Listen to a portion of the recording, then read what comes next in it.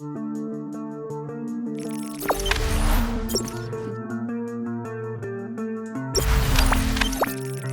balik kisah Pratama Arhan jadi pemain muda terbaik di Piala AFF 2020, bermodal sepatu Rp25.000. Timnas Indonesia baru saja menjalani ajang Piala AFF 2020. Meski tak menjadi juara, nyatanya sejumlah penghargaan berhasil diraih oleh Timnas Indonesia dan para pemainnya.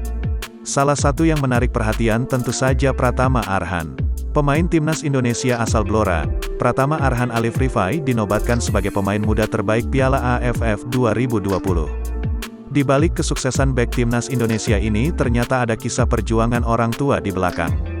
Dilansir dari Tribun Jateng, Surati Inawati Ragil, ibu kandung Arhan menceritakan kisah saat membelikan sepatu anak keduanya itu seharga Rp25.000. Ibu kan orang yang gak punya, jadi punya uang Rp25.000 itu untuk beli sepatu. Dipakai sekali udah jebol, ungkap Surati saat ditemui Tribun Jateng di rumahnya, Duku Kedung Nongo, Desa Sidomulyo, Kecamatan Banjarejo, Kabupaten Blora, Senin, tanggal 20 Desember tahun 2021. Saat ditanya soal keberadaan sepatu tersebut, Surati mengatakan sudah lupa dengan keberadaannya karena sudah lama. Sebagai orang tua, Surati merasa bangga dengan prestasi yang dicapai putra sulungnya yang merupakan didikan Sintayong pelatih Timnas Indonesia.